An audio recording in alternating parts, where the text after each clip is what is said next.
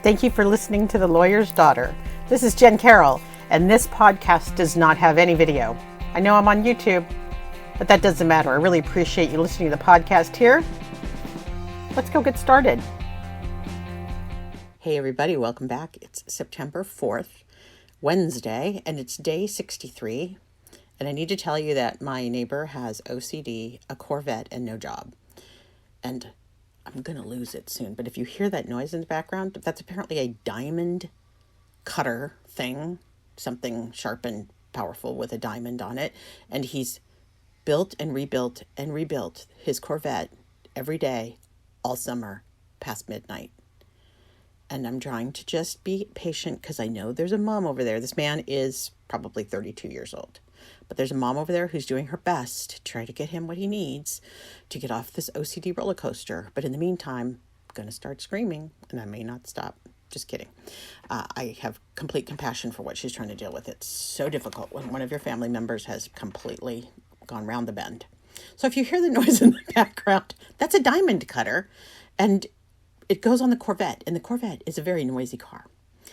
Anywho, which is funny because we're going to talk about laws, policing, guns, and veterans. Some of the issues today that we're going to cover are those. And it's right on the money because this poor man next door has also struggled with the law.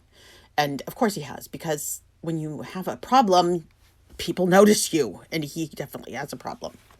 All right, we're not going to talk about him anymore. All right, here we are. We're going to go back and look at this RNC platform, Project 2025, the Dovetail, and then the DNC platform, the Democrats. So Republicans plus, and the Democrats, Republicans plus. That's what we call it, Republicans plus. Republicans Project 2025. So here we go. As we look at this, everything, kind of the meta message here is the RNC is trying to essentially restructure the government and enhance executive power and limit our rights, while the DNC is trying to expand our rights, reform institutions for greater equity and justice, and you get to decide which side you want to be on. But I can tell you how these two parties end, and one ends with changing things properly and not properly. That's not fair. There's no such thing as proper. Everything is a shade of gray, but are looking to expand our country and our democracy and take that message forward like we grew up with. And the other party is looking to shut it down, including shutting down women. But we're going to talk about women a different day. All right. So the RNC platform and Project 2025 are all about maintaining traditional values, ensuring strong law enforcement. And they want government. This is so funny, because this isn't how the Republican Party used to be. They want government to be tough and centralized, meaning more power at the top to enforce rules. Authoritarianism. But Project 2025 goes even further. In this blueprint, they want to reshape the federal government, especially the justice system, to make sure conservative values are enforced with little pushback. Right now, nobody pushes back on these folks, so I don't even know with little pushback. For example, Project 2025 wants the Department of Justice to be directly controlled by the president, which is absolutely, positively not at all. Not only is it not in the Constitution, but it's absolutely not what our forefathers intended, and the foremothers who fed them and kept them happy and relaxed and probably did a lot of work. All right. So here we are. Voting rights and veterans. Let's look at these two issues. The RNC and the DNC. So the Republicans and the Democrats have very different approaches to voting. The Republicans are focused on securing elections and supporting things like stricter voter ID laws. It's interesting because I know Trump took off on this whole securing elections thing. I don't know if this is legacy, but I do know the stricter voting ID laws have always been predicated on fear of other. So we know that the RNC, and particularly Project 2025, is a white Christian nationalist point of view. You have to remember that on Project 2025. They want everything to conform along Christian nationalist lines. So requiring stricter voting laws are just another way to make things harder and harder for the diversity of humanity in America to vote, for the citizenry to vote. For example, in states like Georgia, the RNC has backed laws that require photo IDs for absentee ballots, arguing that it prevents voter fraud. We just don't have this problem, people. And if we have the problem, it's coming from the GOP. So it's a weird, and I hate things being like us, them, us, them. That just drives me nuts. Just us, to me, us is America doesn't have a problem with unsecured elections. And if you don't believe me, I want you to go look at Chris Krebs. No, wait, that's not the right name. Chris, is that his name? Chris Krebs from FISA. He's the one that assured us that our elections were secure. He assured Trump. He worked for Trump. He's a Republican, and he assured Trump our elections are secure. We just need to believe that's true because it is. On the other hand, Democrats want to make voting as easy as possible. They propose ideas like automatic voter registration and turning Election Day into a national holiday, which would be great because then we could actually help people get to the polls. And in states like Colorado, the DNC has supported legislation that mails ballots to all voters, making it easier for people to vote from home. I got to tell you, I am so grateful I'm in California because stuff like voting is not messed with here. I tweeted our county board of elections already sent us a postcard with all our key dates. It's amazing. It tells you when you're going to get your voter booklet. It tells you when you're going to get your federal voter booklet. Like it's your state one and your federal. It's crazy. They just lay it out there. It's completely transparent, which is what we want from our government. We want transparency. It should never be in hiding. So if your electoral board is doing things in hiding, you have a problem. You have a big problem. You need to get involved. That's how big the problem is. So here we are. Let's see. For veterans, now when it comes to veterans, and I know I'm hitting, these are deep, deep topics, guys. And so you need to know this is the top level. This is not deep. You need to go do more work if you're into deep. I want you to pick up that Project 2025 and go deep. But here's what we've got so far. For veterans, both parties agree on the importance of honoring those who served. Duh. There was a time in this country when we didn't honor those who served. I grew up during that time. It was weird. It's also a time when we used to call soldiers, and we didn't call everybody troops. Troops isn't, I hate the word troops for a person. A person is a soldier. Soldiers are awesome. Anyway, you don't never say soldiers anymore. We always hear troops. All right, the RNC wants policies like the 2017 VA Accountability Act, which made it easier to fire underperforming VA employees and aim to reduce bureaucracy. I'm down with that. That's fine. If you're not performing well, I don't know why we need a law or we needed an act to fire underperforming employees, but good. Let's do that. That came from the Republicans. It also aimed to reduce bureaucracy. I worry a little bit about that because their idea of bureaucracy is like following the rules. So that worries me a little bit, but I didn't look that deeply into this. Like I said, if you care about this, I need you to go look. It's really important.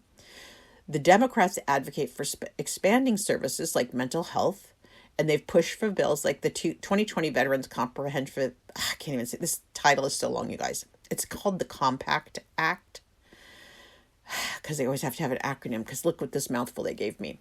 The 2020 Veterans Comprehensive Prevention, Access to Care, and Treatment Act. Compact. Can't you see that? It expands access to mental health care for veterans at risk of suicide. I do not believe that, I don't know if that passes 2020, so it might have, but I need to go check on that one because a lot of these examples are really great, but they're stuck. This is why we need to vote blue all the way down ballot. We've got to release some of this great legislation that's just stuck.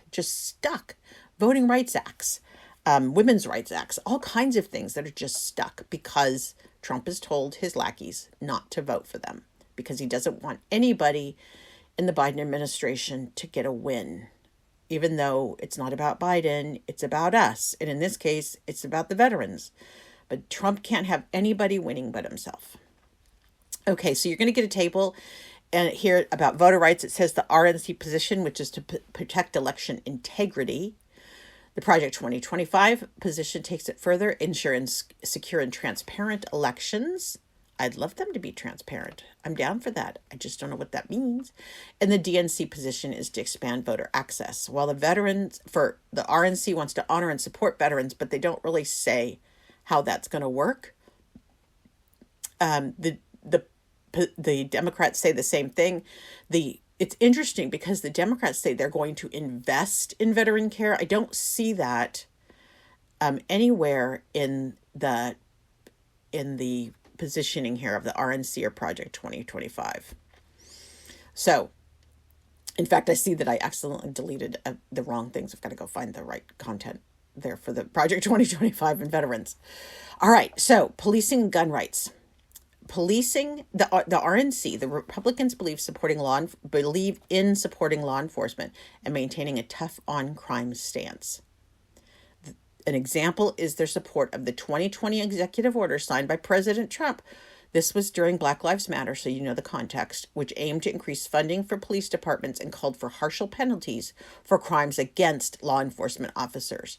So do you remember those dark days? And I consider them dark days because we had everything going on with Black Lives Matter. We had the Floyd murder. We had horrible cop behavior. And then we had Trump deciding that he was pro-police and he was going to come out in the square where he held that Bible up in front of the church. He was going to arrest those people. That was his plan. They had to pull him off that plan because it's not legal in the United States to go out and just arrest people for expressing their First Amendment rights. So that's where we believe, that's how strong the Republicans are around policing, and Trump even more so. He wants to deploy military within the United States, which is not allowed. Okay, interesting though. It's the party of guns, and he wants to bring the military into our country. And the reason that Second Amendment happened was to be able to protect ourselves from a government gone mad. That was in the old days. You can't protect yourself from a government gone mad now. They're just going to take out their ballistic missiles and knock you off the planet. So don't even pretend that we can fight our own military. Let's hope we never have to do that. So at the same time in 2020, the Democrats came out with the George Floyd Justice and Policing Act, which sought to ban chokeholds and no-knock warrants and mandates for more accountability for police officers. So you see, there's the difference. One wants to penalize crimes against law enforcement officers. The other one's trying to understand it and hold police officers accountable. I suspect the path forward is somewhere in the middle. And if we could just work together, we could find it, because, we've seen the GOP deliver a lot of defense military equipment to police departments. That is just the wrong message. That's just the wrong message. And if you're saying that they need it to defend themselves against the bad guys, I don't know what bad guys you have here, but you've allowed all the guns to be out there on the streets. You've allowed sheer madness that anybody, even the criminally insane, because you don't want background checks, you've allowed that to happen. So somewhere in the middle, there's a way to do policing, but we've really gaffed it up. And speaking of gun rights, the Republicans strongly support the Second Amendment and oppose most gun control measures.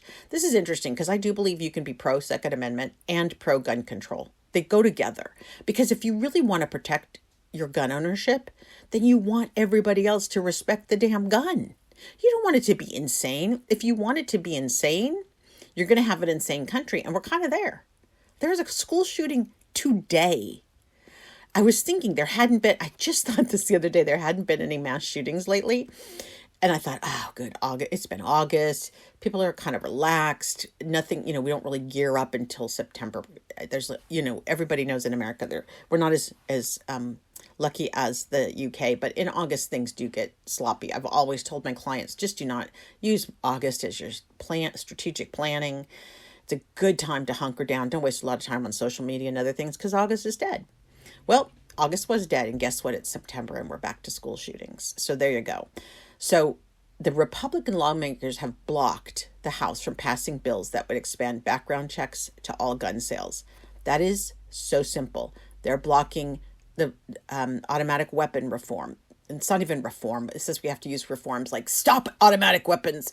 You think that would be the most sane thing you could say, but these are the people who took away our health care. So I don't know. It just doesn't, sanity's not in the play here. The Democrats believe gun violence is a public health crisis and pushes for stricter gun control measures. And after the Parkland shooting, the Democrats supported state-level bans on assault weapons and promoted the March for Our Lives movement, which advocates for comprehensive gun control reform. It's interesting to me because you think of Fred from Parkland and Shannon from Shannon Watts came out of, oh my God, another kid one. These people that they're like in our ether now because they've lost so much. The whole crew from Sandy Hook, all those people who, by the way, on top of everything else, had to be abused by Alex Jones. It's disgusting. But okay, let's keep going. So where do the two parties stand on judges and laws? Judicial appointments are among the most apparent differences between the Republicans and the Democrats. The Republicans are focusing on appointing judges who interpret the Constitution based on its original meaning. For example, they celebrated the appointment of Justice Amy Coney Barrett to the Supreme Court, whose judicial philosophy aligns with originalism, a method of interpreting the limits that limit judicial activism. Originalism is bonkers, because they're saying you can say the original intent. And I don't have a huge problem with the original intent, but the problem is that these justices are going back to laws that have clearly moved on and using them as justification. So if you're into judges and the law, you need to go look deeper because this is a big deal. The Democrats, on the other hand, so there's originalism and being very conservative on the court, extremely conservative, right? No cross-racial marriages, or what do we call interracial marriages? No, I try to be politically correct, but sometimes my mouth is ahead of my brain. No gay marriage, no birth control, no putting birth control in the mail, no traveling to get an abortion, because these things were not in the original Constitution, don't you know? Shocking. Okay, so the Democrats see the course as a place to drive progress toward a fairer and more equal society. And they support appointing judges who will protect civil rights. For example, during the Obama administration, the Dems championed the appointment of Justice Sonia Sotomayor, who has a track record of rulings that support workers' rights and social justice causes, such as her dissent in the Burwell versus Hobby Lobby case, advocating for women's productive rights. That's Hobby Lobby. They don't want to let their employees have birth control on their health plan. The fact, okay, sorry, soapbox coming out. The fact that you don't have to, but I think in some states you do because they haven't implemented the Affordable Health Care Act. They just chose not to implement it because it's bad. Don't you know it's bad? So if your health care is tied to your employment and you want birth control and your employer says you can't have it, and the Supreme Court upheld that, they don't have to give you birth control. Why is your employer allowed to decide what legally provided services in healthcare are available to you? Why does your employer get to decide, well, they just don't pay for that on your healthcare, so you just got to pay out of pocket for that. You're screwed. I get angry. I do get angry. Okay. So now we have on judges, the RNC. So this is the summary. Sorry, at the table. You can go in and look. The RNC wants to appoint conservative judges. The Project 2025 wants to do it more and really expand federal power. And the Democrats want to appoint judges to uphold rights and equality. The RNC on law wants to strengthen the rule of law.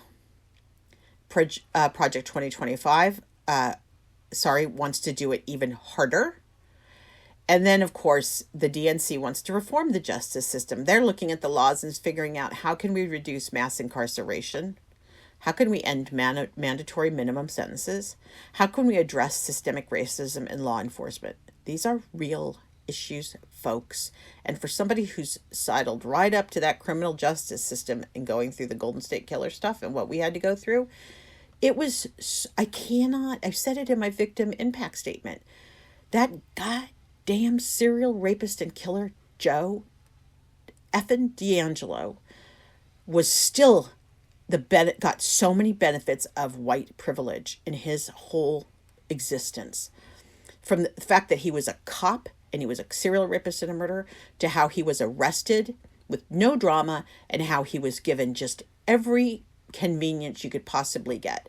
It just makes me so angry. So I have some feels. Okay, so these two candidates, as you know, offer you a choice on laws, policing, gun control, and veteran support. One is the Democratic focus on expanding and reforming institutions to expand rights and ensure greater equity.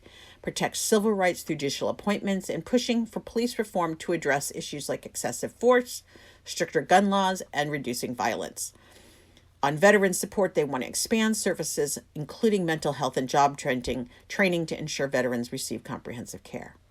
On the other hand, Trump, supported by the RNC and Project 2025, emphasized a more traditional approach. Both Trump and the RNC focus on maintaining law and order through a right-leaning justice system, supporting law enforcement without significant reforms. Nothing needs to change. It's all good. And protecting gun rights with minimal restrictions. Oh, that's working too. It's basically hands off in this department, other than making sure it's just more and more and more conservative.